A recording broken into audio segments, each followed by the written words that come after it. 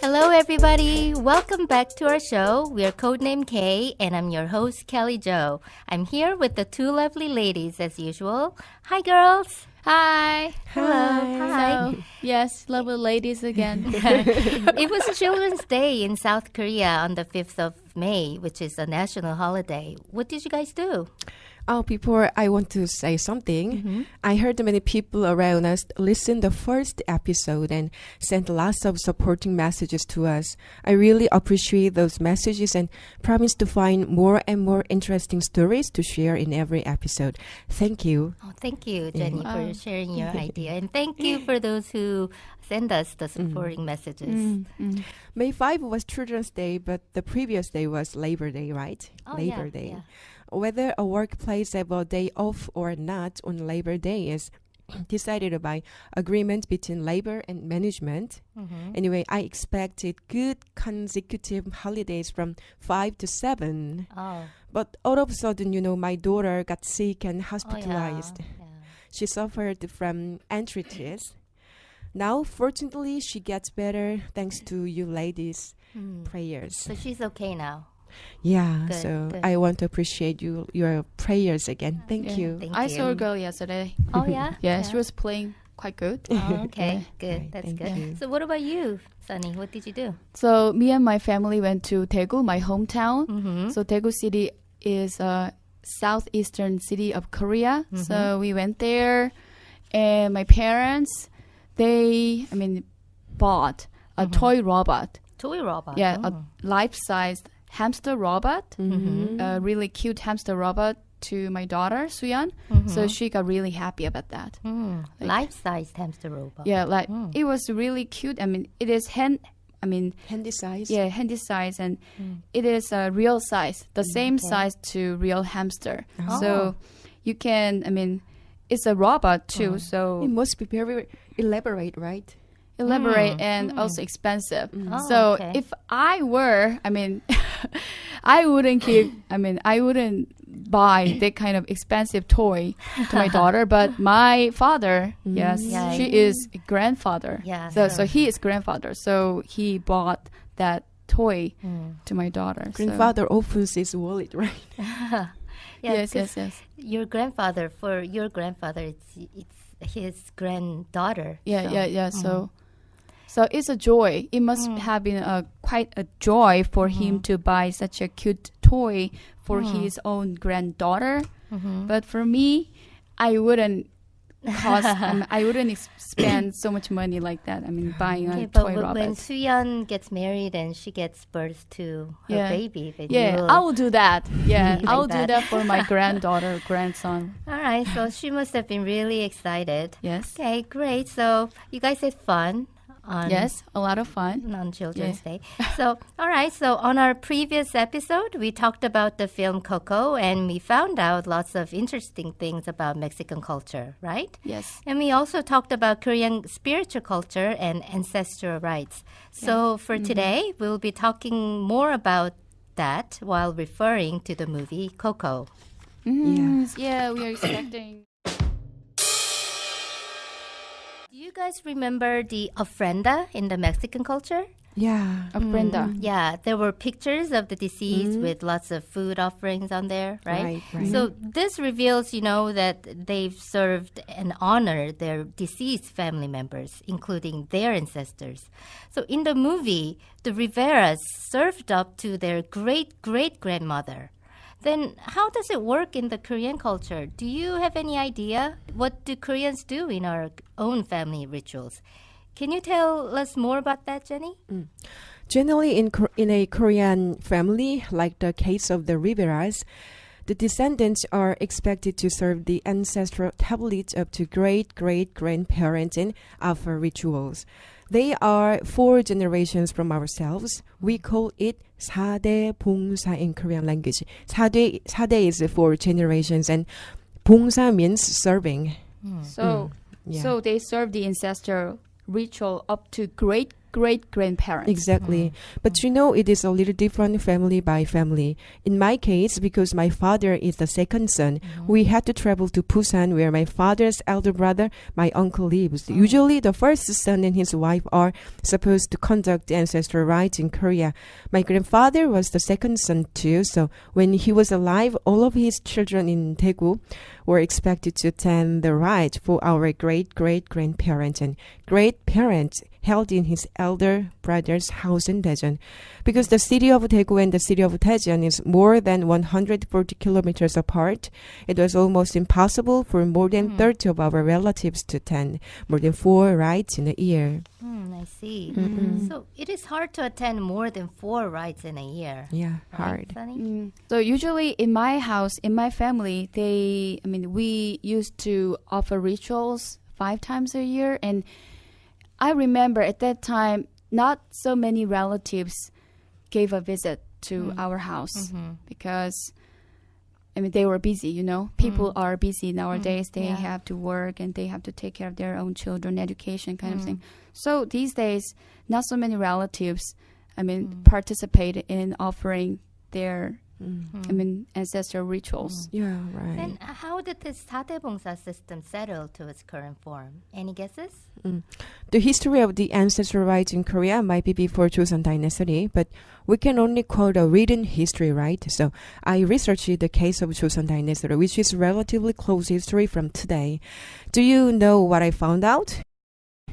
As we mentioned in the last episode, Joseon Dynasty lasted from 1392 to 1910. Up until the early Joseon Dynasty, how many generations of ancestors one could serve depended on one's social rank. That means it was regulated by a social custom, which they called the Sa-dae-bong-sa system in Korean language. Sa-dae-bong-sa. Yeah. Can you tell us a little more? Okay, here are the details. According to the Gyeongguk-daejeon, the law book, the law stipulates that if a man is in the 6th degree or higher rank in civil or military service, he may perform the ancestral rites for up to the 3 generations of ancestors. Anyone under the 7th degree could honor up to their grandparents, but commoners were only allowed to offer rites to their deceased parents.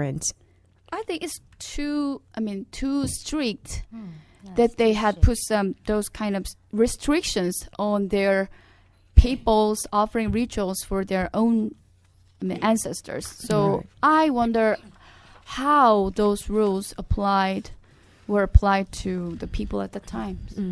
I'm sorry, but I didn't research it, how those rules applied specifically after the abolition of caste system in 1894.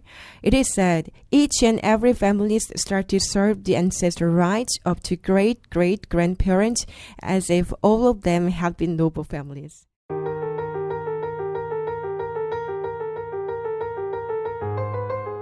During the time of Joseon Dynasty and Goryeo Dynasty as well, the elite class completely abandoned Korea's own spiritual values that came from the ancient times and almost blindly pursued foreign ideologies like Chinese Confucianism. Our own ancestral ritual had existed for more than 6,000 years until that time, but it started being faded as the national elite followed Confucian ways. So didn't Koreans have the ancestral ritual culture way back from the ancient age? Yes, they did. But some Koreans seem to confuse this point. They think that the ancestral ritual was from Confucianism. This is not true. Korean ancestral ritual culture comes from heavenly ritual, which started at least in the Dangun Joseon Dynasty, which exists more than 4,000 years ago. Anyways, 4,000 years ago. yeah, Wow. 4,000 years ago. Okay. So it's quite interesting that we've had the heavenly ritual culture at least 4,000 years ago. We should definitely talk more about that next time. So what happens to the Sa-dae-bong-sa later on? Eventually, after the 18th century, the commoners were allowed to do the Sa-dae-bong-sa, performing rites for 4 generations of ancestors, and this has been established as a common practice from that time. Oh, I see. Yeah, basically shrines to honor ancestral tablets of the 4 generations were encouraged to be constructed from this time on. But what if you're so poor and that you can't make any shrine? Yeah, when you couldn't build a shrine because of poverty, a tabernacle was made and used so that people could store the tablets. Oh, tabernacle. Yeah, That's how tabernacle. you pronounce it, tabernacle. Mm-mm. We're looking at the different styles of tabernacle around the world right now, and they look quite neat. Yeah. So I remember I watched it on TV. Yeah. Various household shrines in East Asia and Europe on the household shrine. So there were framed pictures or their deceased family members and ancestors or statues of deities. So some part of it could be religious, but I think mostly it was kind of cultural thing. Yeah, it's a culture So thing. as we just saw the tabernacles and shrine chambers, existing in worldwide. Yeah. This kind of culture of offering ancestral rituals for their ancestors was kind of very, in general Yeah, general. and worldwide. Yeah. Okay. I agree with you because it's not like a religious thing. It's more like a culture thing. Yes, It's not kind of a religious thing, culture. I think. Okay. So tabernacles have been made for various cultural uses, including religious uses, right? Yeah. Yeah. So, ordinary people often replace the wooden tablet with papered one, Nowadays, both wooden ones and papered ones can be used in common Korean households. Now, there is something particularly interesting. We don't hear more than the third-degree cousins, right? The third cousin. Right. Yeah, that's because of the Sa-dae-bong-sa system. Let's think about our own experiences. When we serve a memorial rite for our great-grandparents, wasn't it hard to meet up to the third cousins there? So, what is third cousin? What is 팔, third cousin? 팔촌 형제 in Korean language, 팔촌. I know 팔촌. Mm-mm. Yes. So, yes. The custom of serving ancestral rites up to 4 generations had those within the third cousins range regarded as very close family, not so much as strangers, and keep a strong bond together. And the relatives within the third degrees were expected to be close and stable during family funerals in the past. Not so much now, though. I myself, for one, don't know who is my third degree cousin. So, for those of you, the Westerners, you can just picture your family tree in your Yes, head, yes, and family it will tree. be easier to understand the third cousin and the Right. So everything. in Yeah. Korea, yes. So in Korea, we have so much complex family tree terms, So when people, when Western people get married to Korean guy or Korean woman, they get really confused about the family member names when they first come to Korea because the terms are so complex and there are so many different kinds of. So I just like to explain a little about these Korean terms, family member terms, and the Korean family kinship terms. Okay, so in Korea we use a suffix chon. chon. Yeah, suffix chon to refer to kinship among family members and relatives. So, for example, your parents and you are in kinship of ilchon. Here, il is the number 1, and chon is the suffix that I mentioned. So, and chon is the kinship between you and your brother or sister is ichon. So here, I is the number 2, and son, chon, the suffix. So the point is, the smaller the number is, the closer the closest kinship to you. between you and that person is. So now, why don't you, give me the answer to the quiz that I just, Quiz, okay. I just, make one quiz. Okay. So, So you and your mother are 일촌, and your mother and her sister are 이촌. Okay, so E means two, guys. Yeah, 일 means one, One. and E means two. Then how would you describe the kinship between you and your mother's sister? I mean, your aunt. My aunt and me? Yeah, your aunt and you. So I'll give you examples. I mean, number one, 영촌. 영 means zero. So And number- zero kinship. Yeah.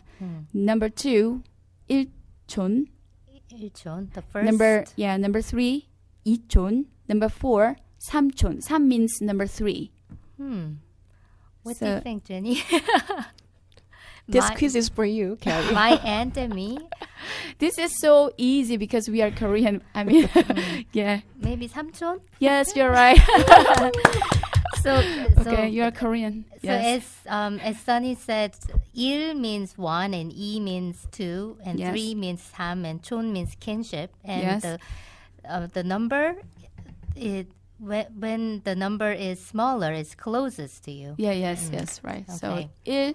So you and your parent, 일촌, and you and your sister, your siblings, 이촌. So you can add the numbers like 1, 2, 3, 4, and 일촌, 이촌, 삼촌, 사촌. Okay.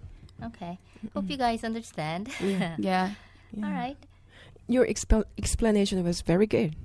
Can I add more? Yeah, Can I add sure, more? Sure. Our parents, siblings, children are cousins, you know? Yeah. This is just Is it- 종형제 in Is Korean. this a quiz? Not No, quiz. okay. And our grandparents, siblings, grandchildren are the second cousins, so we call it 재종형제 in Korean. 재종. Uh-uh. Okay, it's And- I'm not second. okay. 재종 형제. I'm a Korean, but I'm not familiar. Me Yeah, neither. me Okay, too, me with too. that Mm-mm, term, me neither. 재종 형제. Lastly, our great grandparents, siblings, great grandchildren are the third cousins, and they become 삼종형제 in Korean. You know. Okay. Okay. 삼 means three. The first term. I mean, I never heard that term before. Okay. Oh, really? 삼종 형제. We also Yeah. learned. Yeah, I learned that today for the first time. So that the 삼종형제, 삼 is three. 삼종형제 is exactly the expression of the third cousin, right? In English. Okay.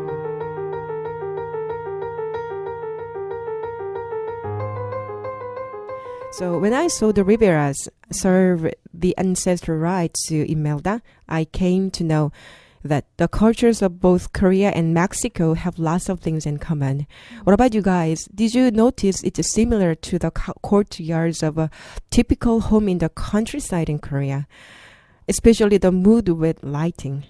Actually, I felt the same way with you, Jenny, when I watched the movie Coco. There are so many similarities between Mexico and Korea. What caught my eyes was that the scene when Miguel's family were busy getting ready for the Day of the Dead, there was an altar, ofrenda, and even the pictures of their ancestors. It was really nice to see that Mexicans do care for their ancestors as well, like we do. Yeah. For me, while watching the movie, there was a time where I got confused, saying, wow, it's really similar to Korea here. Even in some scenes, I felt more familiar to Mexico than Korea. Yeah. You feel more familiar to Mexico Yeah, than I myself Korea? felt. Your hometown Korea? Can you give some examples? What was so familiar? Yeah. What reminded me more of Korea was Mama Coco. Oh, Mama Coco. Yeah. You saw her face. Really made me comfortable. The face of Mama Coco strangely resembled the unique characteristics of a Korean grandma. Anyways, it seems like my DNA was continuously asking me, aren't they so familiar? I know. I think there's some universal things going around the world. So DNA. Yes. You said DNA, and it just 이 모든 건 우연이 아니니까 DNA. Okay, So you know this song? BTS? Yeah, BTS Yeah. song. Super Okay. popular. I these love I'm days. not an BTS. official fan of BTS. Yeah, but we have to be proud of Yeah, the yeah, team yes, BTS. yeah. Yeah. And they played so many times this song on the radio. So I'm True, familiar true. with this song too. Okay, they are really, doing good. Okay, yeah, really. Yeah. fancy they're guys. always on the news these days. So Okay, of course. Okay. How about the mother-centered family culture? It was also not strange to see family members sticking together in a family business, although this kind of idea may have already become a thing of the past to us. This is especially true in that it is a large family centered around a strong mother. Yeah, so it's sad that we don't live in a big family anymore here in Korea. Yeah. So she was really strong mother. Yeah, she was. Yeah. So Very strong and successful mother. yeah, successful mother. Anyway, because of all the reasons above, I truly wish that Korean ancestral memorial cultures will be featured in another movie someday as well. So, Yeah, thank you, Jenny, for sharing wonderful stories about. you prepare so much thank you for so much. us. We Okay, learned a thank you lot. so much. Okay, and you guys just My mentioned. pleasure. I mean, drama. I mean, you guys just mentioned that you guys hope to see some dramas or movies featuring this story of Korean people's offering rituals for their ancestors. It just remind me of the Korean drama. So, 거침없이 Highkick in Korean language. So, have you guys? What does that mean?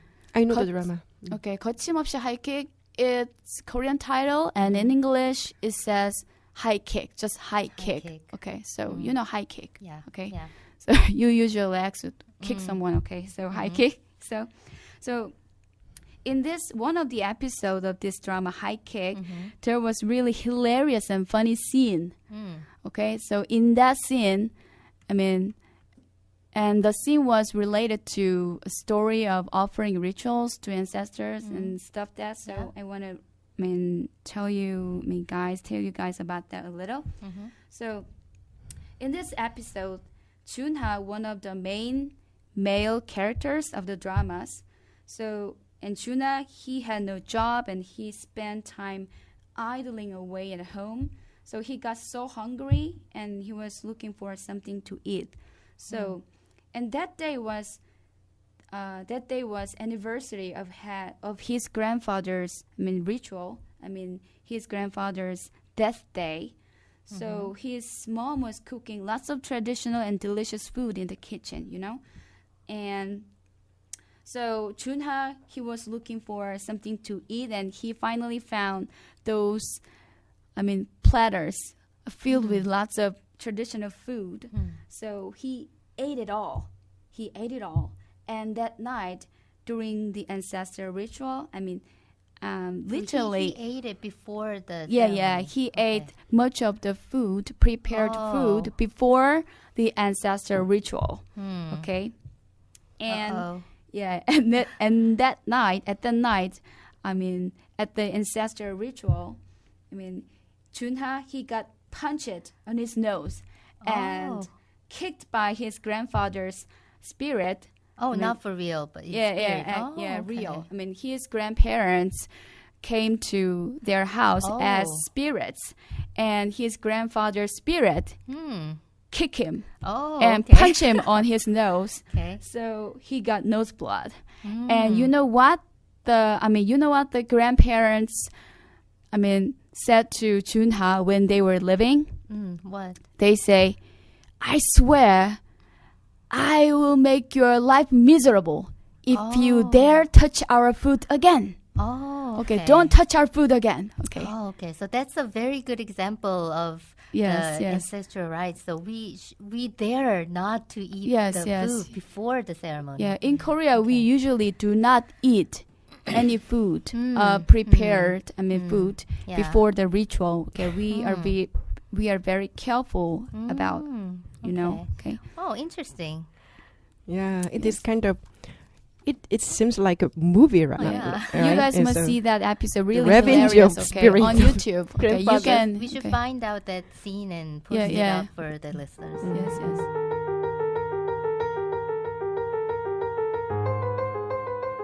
Okay, remember the scene of the early morning of Seoul holiday or Chuseok holiday?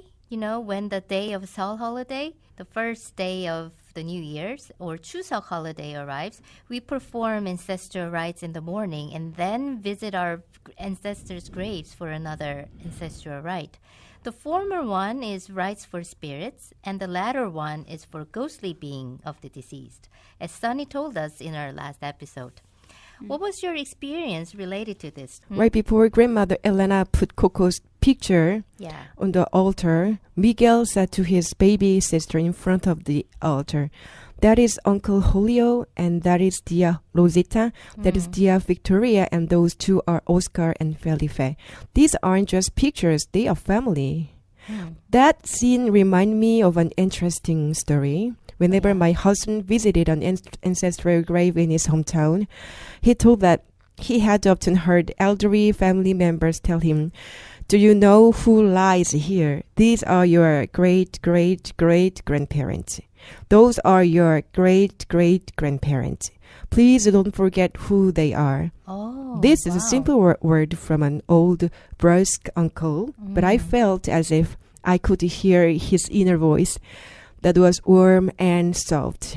"You are always an adorable child to your ancestors, however old you get. So my boy, please don't forget your beloved life." Okay, we won't forget.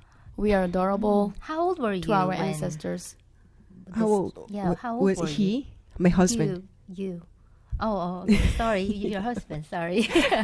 So this is really an interesting story. So, how about you guys? I mean, have you visited to your grandparents or great-grandparents' graves in the countryside this year? This year? This year? Yes. None for me, sadly.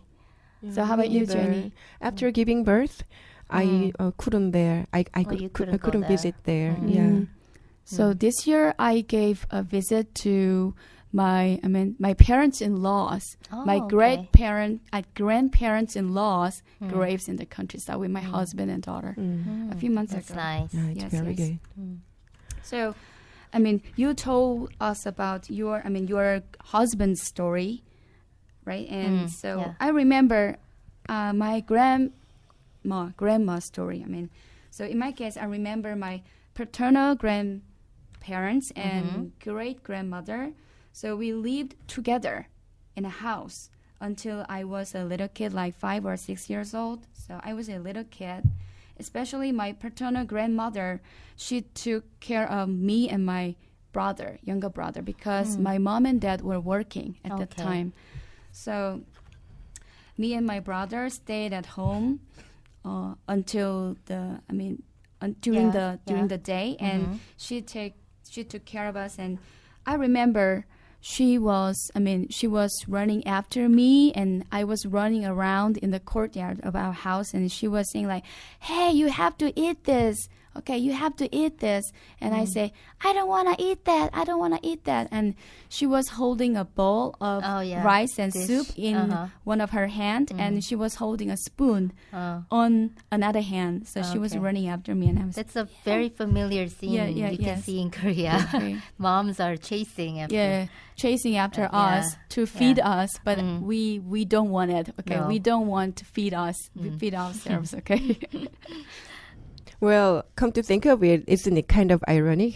I mean, this culture is slowly being forgotten in Korea, but in the West, as well as Mexico, the offering rituals to the spirits are appreciated as something worthy and are born again as cultural products like Coco.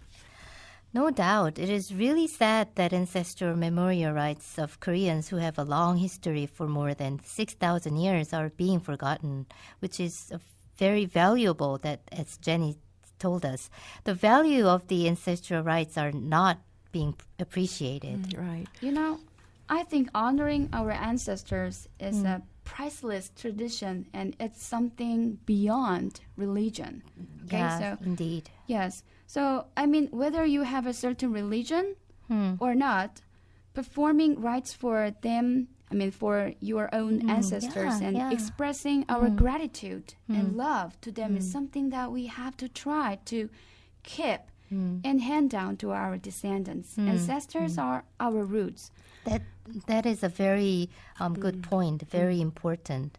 Because I see in these days, some people in Korea, they do not perform No, any ancestral rituals because they have a certain belief in religion.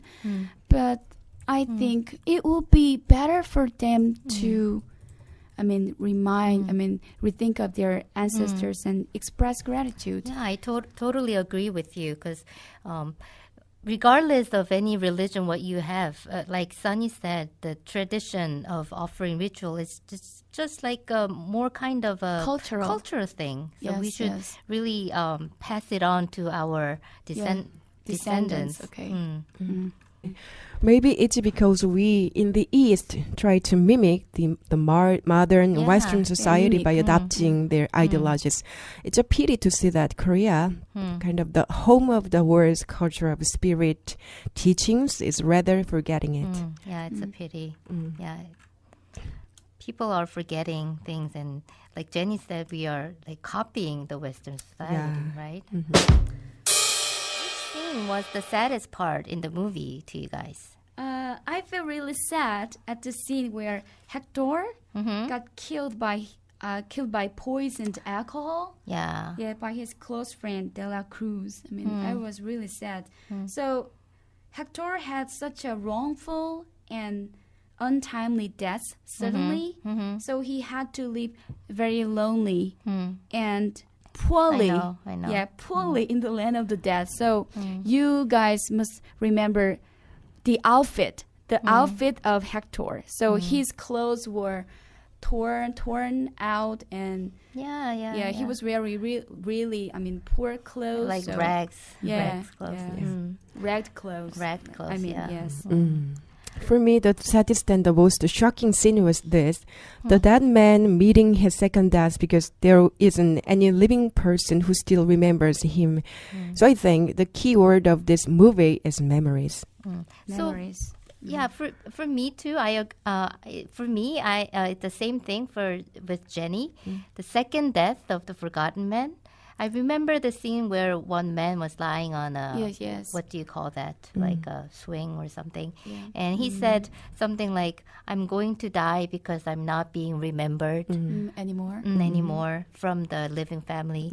It was shocking and so sad because there was it was like in a death city already, the scene was. And he had to face the second death. It was really sad and shocking. Yes.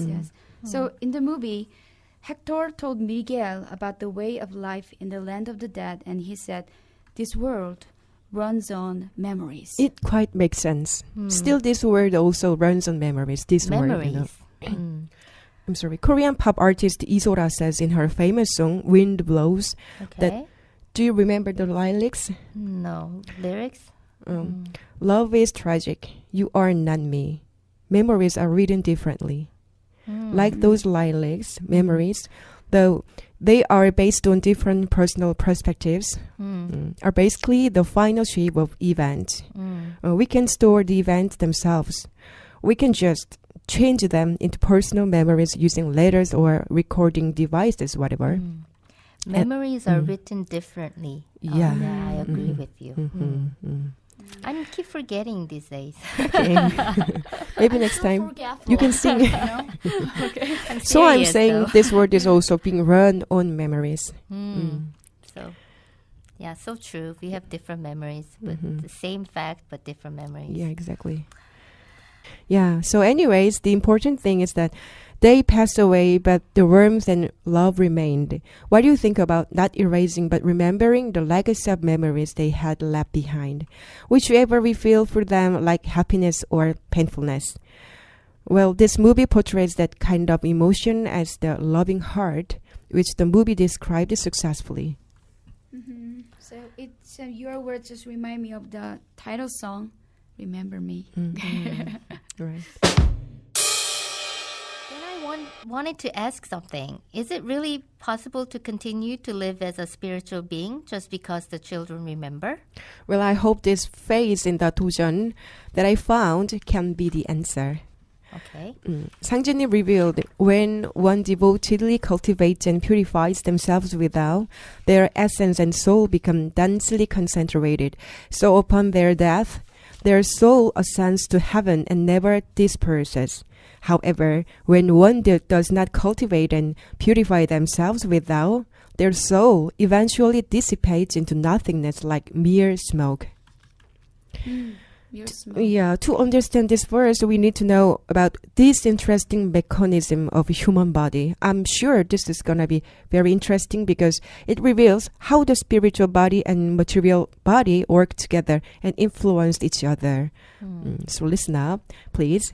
There are 4 phases of life referred as essence, ki, spirit, and blood. They do indwell human body according to the principle of birth, growth, harvest, and rest. Ki and blood makes a pair, and essence and spirit makes a pair to operate in harmony of yin and yang. Yin and yang. Okay. Yeah. So yin and yang are 2 opposite aspects that a single unit has. It describes as how seemingly opposite or contrary forces may actually be complementary, interconnected, and interdependent in the natural world, and how they may give rise to each other as they interrelate to one another. Many tangible dualities such as light and dark, fire and water, expanding and contracting are thought of as physical manifestations of the duality symbolized by yin and yang.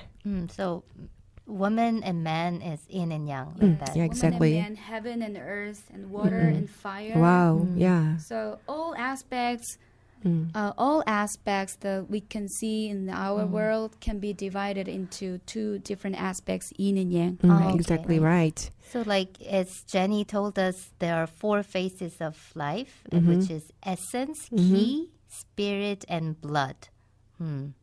Interesting. You, Jenny, you mentioned the principle of birth, growth, Harvest and rest. So is this something like the four seasons of a year? Yeah. It also one aspect of nature. Aspect of nature. Okay. So everything, I think everything goes around within the cycle of birth, growth, harvest, and rest. I see. And it's divided into yin and yang. They can refer to as 4 rhythm of nature, rhythm. 4 rhythm. Okay. Rhythms. I see. So what is ki? Can you tell us more about ki, Jenny? yeah, ki is a vital force which makes the blood flow. Blood flow.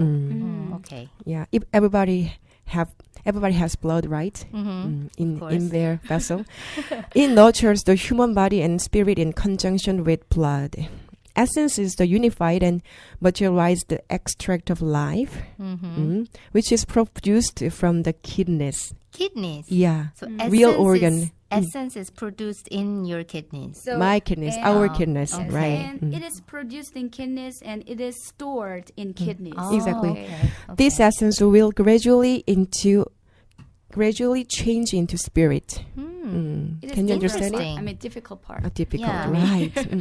So essence is stored in your kidneys and it's changing into spirit. So, So if you, as much as you store a lot essence, then you can be more like energetic, or you can experience more in spiritual ways. yeah, that's right. Okay. So meditation purifies our spiritual aspect, right? Meditation. Meditation. When we meditate with our body, right? Yeah, Material yeah, body. yeah. Spirit is the heart of all the movement of creation, formation, and circulation in human body. It is the totality of life. So through meditation, we can circulate our body and we can create the creation, formation, and essence and ki and everything. We can store more of that as many times we do the meditation. Yeah, right. We can store the core essence and kind of battery of our life. So in current language, we call this essence Jung. Right. Okay. Jung. Yeah. Okay. Chinese character Yes. as well. So we'll make a graph to explain this mechanism and post on YouTube later on because since you guys may have heard of this For the first time. it's not that hard. So okay. And when body grows old and dies, spirit comes out of it to be born as a spiritual being. And how dense the gi of the spiritual being is depended on how much they meditated and cultivated the Tao while alive. So, okay. So I want to ask one thing. Is it okay? I mean, cultivate Tao. So what is the exact meaning of cultivate Tao? I think cultivating Tao, one little thing could be doing the meditation. Doing the meditation. Yeah, and so to make our body physically healthier and mentally healthier also. So Jenny mentioned how dense the key of the spiritual being of ourselves is depends on how much we meditated when we were alive. So I like to give a little explanation about this key. Sure. So yes, in Eastern medicine clinic, when you go to Eastern medicine clinic, so Eastern medicine doctor, they say ki is the vital force. The vital force of our body, yes. So this ki flows through our body along certain path called meridian. Oh, okay. Meridian. Meridian system. Yeah, in Korean language, it is called 경락. So through this certain path called meridian, the ki flows throughout our body. Yes. So when the ki gets stuck or becomes stagnant, so there occur illnesses or imbalance in our health. So in this case, acupuncture therapists prick acupuncture needles on the meridian points where the ki is blocked, and that makes your ki flow smoothly again. And you can, it makes you, recover your health and your balance in your body again. So when you go to the Eastern medicine clinic and the doctor puts the acupuncture needle on the meridian points, as you said, then is it really the blocked ki is really disappears and the flows more? I feel when I go to acupuncture, therapist, after having that therapy, I feel more eased. I feel more eased and the pain on the point is relieved. Okay. Interesting. Okay. Yeah. So many foreigners, when they come to Korea, they visit and experience. Yeah, they want to acupuncture. experience. They want to, experience the medicine, herb medicine, Eastern medicine. Yes. So 정기신혈, like what was that in English, Sunny? Blood, essence, ki, spirit, blood. These are the key points, and key points. We should take care of them through many kinds of things. Yes. Great. So this point, let's read again Sang-James' teaching quoted above. When one devotedly cultivates and purifies themselves without their essence, 정, and soul become densely concentrated, so upon their death, their soul never disperses and lives forever with the universe. But in the opposite case, their soul eventually dissipates into nothingness like mere smoke. This is the absolute death of being. Absolute death. Scary. In this respect, I think this film can arouse some kind of misunderstandings, as if the souls can live forever merely by being remembered. Yeah. Being remembered can be one factor, but that is not all. That's not all. Yeah. So we have to purify ourselves so that we will not face our eternal death. Right? Yeah. Yes. I hope. So I'm saying what matters is whether each individual can meet the real truth and cultivate Tao or not, rather than just being remembered. What do you think the real truth is? Is it the true way of life or something like that? Isn't the real truth to make oneself mature and go further in the spiritual aspect? So spiritually evolved, Yeah. spiritually progressed. We can do that through meditation. Yeah, through meditation, absolutely. Mm. And also, I feel. I mean, meditation is one way of cultivating ourselves Definitely. and purifying ourselves. Yeah.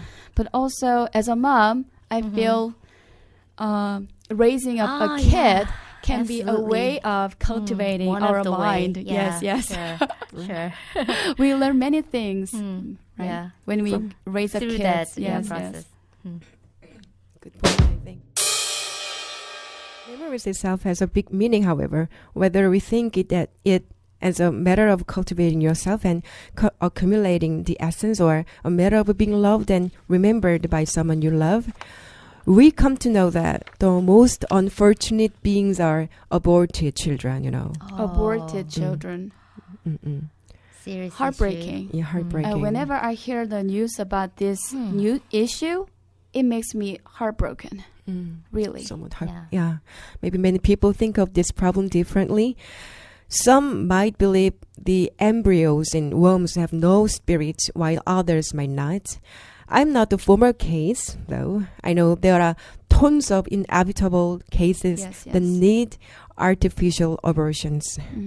Even some of them are not illegal in Korea. But this time, I want to focus on the spiritual problem. On the 21st day after fertilization, based on the book I've read before, an individual spirit is supposed to enter the embryo which the spirit chose before.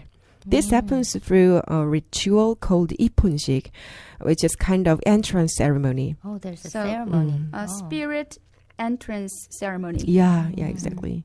I'm afraid many audience may understand this idea quite peculiar, but I believe many pregnant women love talking to her babies even in their early stages of pregnancy. Yes. Yeah, in Korean culture, 10 months in mother's womb is counted into 1 year. Yeah, so as soon as the babies are born, you are 1 year old in Korea. Yeah, exactly. But they are dying tragically by the hands of their own parents and doctors.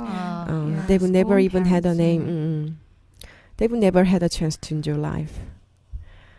And nobody serves any memorial rites after their death because nobody remembers them. You know, I mean, a few weeks ago, I read an article on the newspapers, and it says that in Korea, here in Korea, there are about 1.1 million cases of abortions every year. Serious? Yes, seriously. Wow. Yes, 1.1 million cases every year in Korea. So thinking about I don't know what to say. okay, I don't know. This is really complicated. I mean, as Jenny mentioned earlier, there 1.1 is the same number of a small city, right?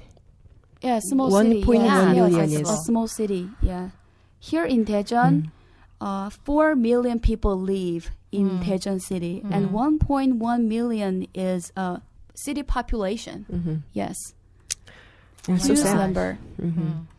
So, It's a serious problem. as Jenny said, there are inevitable cases. Yeah, but You know. okay, I understand those women who had to choose inevitable, abortion. But okay, And Jenny told us a new thing that there's a ceremony ritual when the baby enter the embryo. And if we know about that spiritual part, we can't actually do that. Difficult. Difficult and serious problem. Even in the inevitable situation, right? Yeah, even in that. too. So I cannot help reading another verse from 도전. 상제님 said, the bitterness and grief of a single person is enough to impede the flow of heaven and earth's key. Mother within the womb is a sin so great that it elicits the abhorrence of heaven and humanity. The ensuing bitterness and grief is so devastating that it shakes both heaven and earth. Since ancient times, the spirits of crushed or strangled babies conceived illegitimately of unwed women and of widows and of other unrighteous affairs have harbored furious bitterness. And these spirits are transforming into bullets and bombs to destroy the Oh world. no. We need to remember why they choose to commit suicide.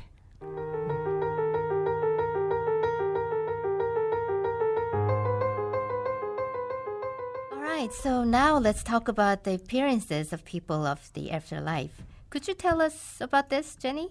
Sure. We saw the souls in the movie had no skin but a bone, but I believe the reality is a little bit different. You guys might already know this, though. I think the skeletons are artistic, and it also shows the difference between life and death effectively, but when people really die, they return to the heaven with the same appearance as they had at the moment of death. Like the movie The Sixth Sense, where Bruce Willis, as a spiritual being, had a blood spot on his shirt. Do you remember? Yeah. He wore the same shirt. Yeah, the movie was famous for its twist ending. Bruce was dead. Bruce was dead. It was a big spoiler at the time. Yeah, I was 21, I think, at that time, and it was my lifetime movie. I was shocked. I was really shocked. Right. Yeah, so Yeah. it was Did you know the ending? Yeah. it's already passed about 20 minutes. 20 20 years years has ago. passed, so I hardly remember the ending of the movie. I'm sorry. Okay. Anyways. Anyway, in the sense, I watched the movie expecting to see how Coco would be expressed in the soul world. Fortunately, Coco didn't betray my expectation. Her soul showed her age at the moment of death. While the souls of Hector and Imelda, who died young, were young, their daughter Coco's soul was a figure of an old woman. Yeah. Yeah. I remember the grandma Coco speaking like, Papa. Yeah. Okay. My daughter Suyan, she personalized this Papa many times after So we saw the interesting. movie. Okay. The main plot of the movie is about Miguel, who was cursed for stealing from the mausoleum of Ernesto and sent to the land of the dead, who eventually returns by receiving a blessing from his ancestors. So what do you think about the blessings from our own ancestors? Do you have any experience of receiving such blessings? Undoing the curse to survive by receiving ancestors' blessing. This concept is directly connected to 상제님's teaching in the 도전. Okay. Yeah, I want to quote another. Okay. Chapter 2, section 74 in the 도전. If your ancestral spirits are feeble, you cannot free yourself from vengeful spirits and hence cannot cultivate and purify yourself without. So vengeful spirits, that mean spirits who are having grudges? Grudges. grudges. Okay. Yeah. I have another verse. Okay. Blessings originate from above, not from below. So faithfully honor your parents. So honoring your parents is really important. Yeah, important, very important. Now let's talk about the theme song of movie. Can you tell us about this, Sunny? Okay, so Finally, it's your turn. Your turn. my turn to sing. Okay. Yeah. Remember me, though I have to say goodbye. Okay, so so one of the things I found unexpected and impressive as well was the bright and cheerful atmosphere of the land of the dead. Yes, really cheerful mood of the land. Okay, so I was expecting the scene as kind of little gloomy and Me torn too. down, Me colored too. world, but I was wrong. So I told myself, "Oh gosh, look at that extravagantly colorful land of the dead." So I was a little shocked about the mood, and also I liked how it was full of music and performances. So the land of the dead was full of performances and cheerful music. I think it was because it was the biggest holiday of the year for the deceased people, because it was the Dia de los Muertos, right? So by the way, we Koreans also love singing and dancing too, you know. I heard we have I heard in Korea we have over 40,000 karaoke's. 40,000. Yeah, 40,000 No doubt. karaoke's. In Korean word, 노래방. Okay, 노래방. Yeah. Okay, 노래 means singing, 방 means room, singing Yeah. rooms, karaoke's. So, and there is a huge number of K-pop, Of course. K-pop course. groups and dance trainees and cover dance groups as well. Yeah. So when you Google on the internet, it says, there are huge numbers of, cover dance, Korean pop cover dance groups in worldwide. Right.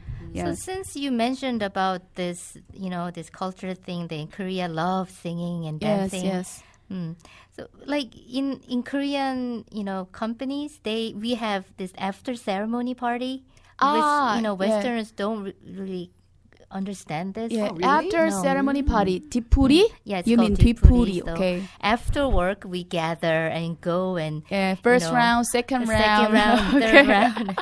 And I think this goes way back from the past, the ancient age, that when our ancestors, they served the ancestral rites, and then after that, they kind of celebrated, and so with the meat and liquors, Wines and- wines and Korean wines. When they served, they eat and together and they together, enjoy. okay.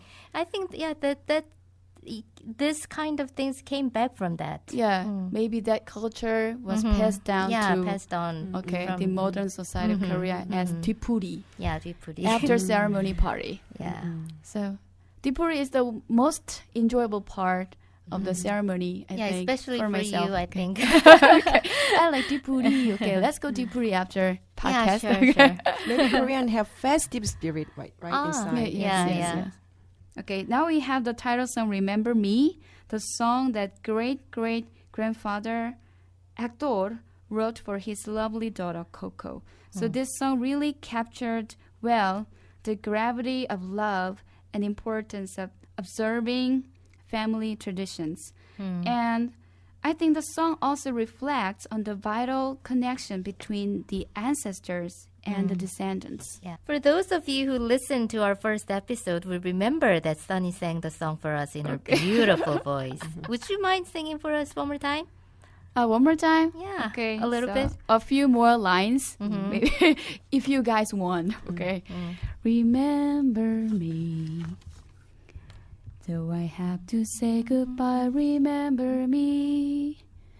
Don't let it make you cry. For even if I'm far away, I'll hold you in my heart.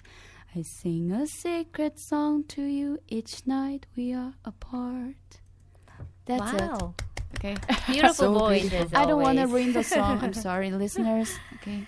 What emotion did you get from the song?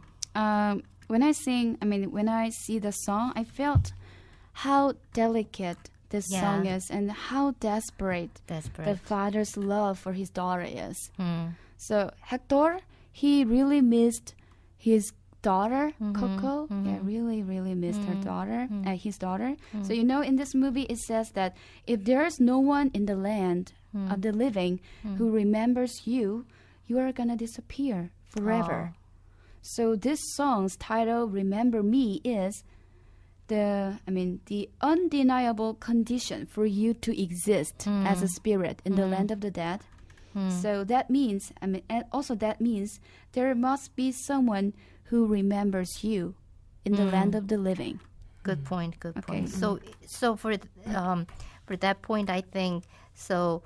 One of the way to remember our deceased ancestor is to offer the ancestor, Yeah, right? yeah. We should Once know a the year. importance. Okay. I remember another song. Can I repeat one? Another song. Corazon. El latido de mi corazón in Spanish and Ichima in Korean. Okay. In the song, our love for each other will live on forever.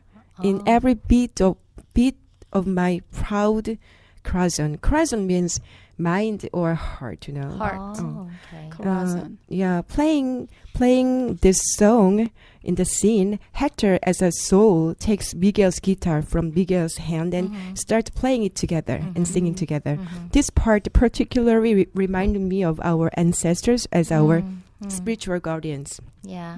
Whenever we chant mantra for meditation, during meditation, they already know the words of mantra, and we sing together, right? And playing the strings of our soul together. Yeah. I don't know if you guys remember, but there was a character that wasn't human, but his role was as important as main characters. Do you know who it was? I know the answer. Dante. Yeah, Dante. So, well, I watched the movie. I mean, I want to talk about a little bit about the movie Mulan about 20 years ago. Yes. Okay. So in that movie, also was a guardian animal of the Mulan family, and that animal was called Mushu. Mushu. A small dragon. But in this movie, Coco, the guardian animal was Dante. Okay. So as an alebrije. I remember the movie Mulan. It was 20 years ago, right? Yeah, 20 years ago. Yeah. So in that movie, Mushu, helped Mulan to fight in the battle, and he also tried a lot to protect Mulan from danger. Mushu, he did a great job, great role in the movie. So it's quite interesting that in Disney movies, there's always some kind of Animals. this protective animals. Protective animals. Yeah, you know, in Korean traditional funeral rites, in the tomb of king, we draw 사신도 in Korean language for animals like alebrije, dragon, phoenix, and So turtle, tiger, like that. Yes, Kind of those. And in the center, we have 도깨비. 도깨비. Yeah. 도깨비. The 도깨비. drama. What is 도깨비 in English? I forgot. I think it's It was very easy protective word, but something. forgot. 도깨비. That's not a good translation. Okay. So, because it's a kind of negative. Negative, right? 고블린은 아니고. For me, I is think negative. 도깨비 could be translated as 도깨비. like a 수호신, so maybe guardian. protective guardian, some kind of animal. They So- can be said alebrije here, So right? thank you, Jenny, for sharing with us for that story. Can you tell us more about this, Sa-dae? Yes, so Jenny mentioned the four auspicious animals, four auspicious and spiritual animals. Yeah. So in the kingdom of Goguryeo, I want to talk about the history about Goguryeo, history of Sure. Goguryeo. Okay, so Goguryeo is one of the ancient kingdoms in Korean history. So Goguryeo, this nation, ruled the northern part of the Korean peninsula and expanded even further to the Manchurian region at the time. Oh. So, and this Goguryeo kingdom left marvelous mural paintings on the walls of their royal tombs. So in those royal tombs, we see sacred animals described on the Sacred walls. animals. So most famous of these paintings are the white tiger, the black turtle, Black turtle. the blue dragon, and the red phoenix. So these four sacred animals were considered the four auspicious animals in the Korean tradition. And then the color was fixed. The color fixed one, or the color black turtle and red phoenix, you said? Then the Yes. color. Yeah. How about Oh, the Red. colors. Mm. What's So the the- color? the direction and the Okay. color? So I said white tiger, black turtle, blue dragon, and red phoenix. So these four colors, white, black, blue, and red, they correspond to the five elements. Oh, okay. 오행. In Korean Oh, language, okay. it is 오행. And we have to plus one color, yellow, in the center. All right. So, Right, yeah. right. So the colors are positioned in its proper Five place. directions. Oh, Okay, so these five colors, white, black, blue, red, and yellow, are, for the five different directions, east, west, south, north, and center. Okay. So this is, the five elements, 오행. Oh, so 5 elements. Yes. Eastern philosophy is really interesting. Yeah, yin and yang and five elements. yeah. Okay, so they developed Eastern people, they develop these marvelous ways of, looking at the nature and the universe. understanding the nature and the universe on their own way. Okay. Universe.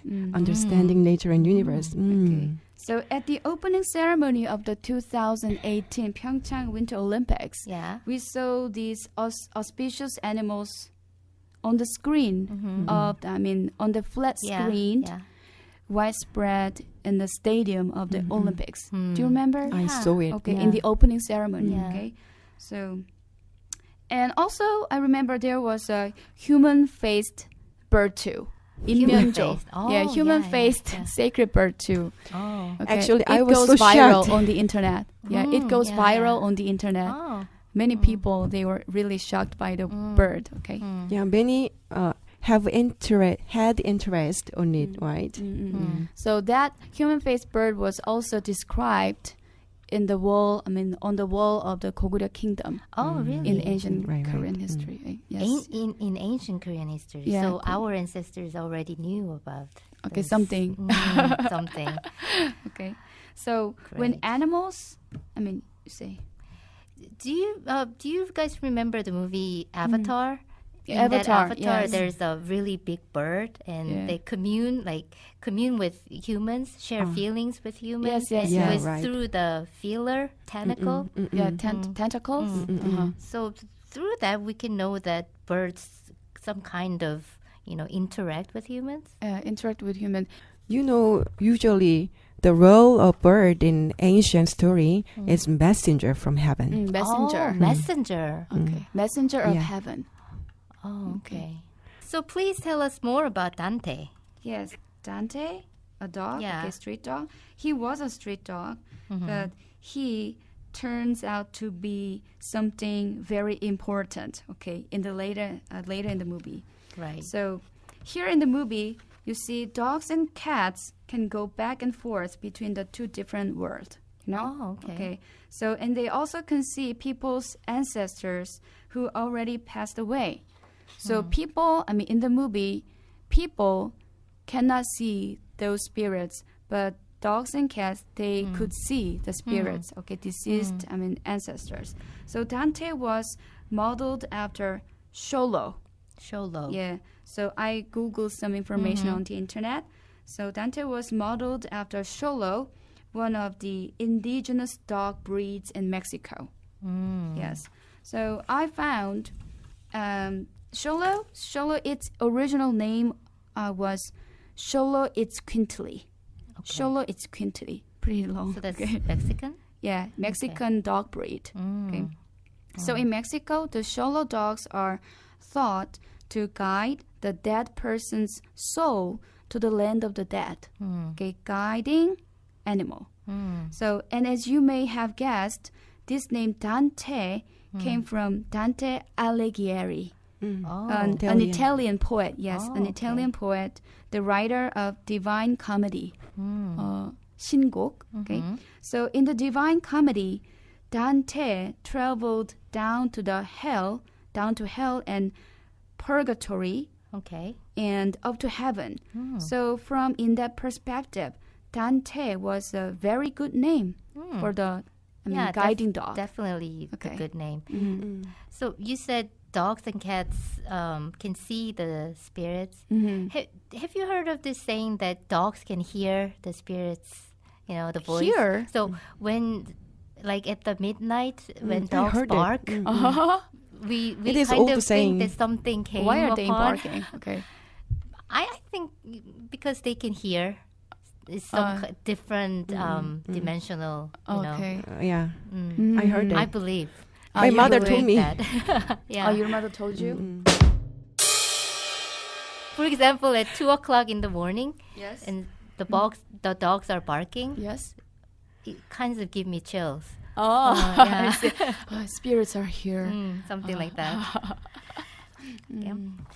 So we talked about the film Coco today from the view of spiritual world, history, and culture code. What else did we talk about? We talked about how the movie Coco contains various information such as the importance of ancestral rites, the blessings of the of the ancestors kind of things. Yeah. So also we talked about, we are going to vanish away when we don't practice ourselves, when we don't cultivate Tao. Of course. Okay, when we were living as with a human. So how did you feel? The vanishing away, the problem of vanishing eternally away. I learned many new things, and it got me think more deeply about spiritual things, and serving the ancestral rites is really important. So we'll be talking about the relationship and common things between Mexican culture and Korean culture, including the Aztec civilization. Coco includes the story of love of the family, and it touches people's hearts. It also introduces about the afterlife, and it makes us think deeply about our lives living in this materialistic world. Personally, I became more appreciative of my ancestors. What did you guys think about today's theme? Can you share some of your thoughts before we go for our listeners? For me, this movie Coco gave me opportunities to think about my own ancestors. Sure. Blessings that they granted for me. And as I was a child, I used to live with my grandparents and great-grandmother. And they always did their best to take care of me and my brother. And to my ancestors, especially my grandparents and my great-grandmother, that I love them so much. And I'll do my best to cherish their love. And I'll do some more to, express my love and respect for them when I prepare offering the rituals for them every year. Yes, more often. Or sometimes, sometimes I get lazy. Yeah, so, but I have to, I have to reflect. Through this movie, I had chances to reflect on myself.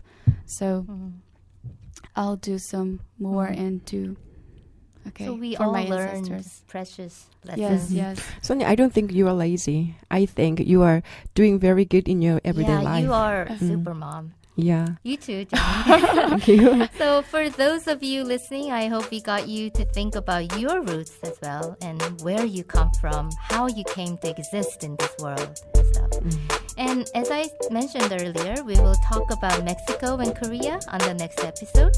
We will be talking about the relationship between Mexico and Korea, including the Aztec civilization and many other civilizations.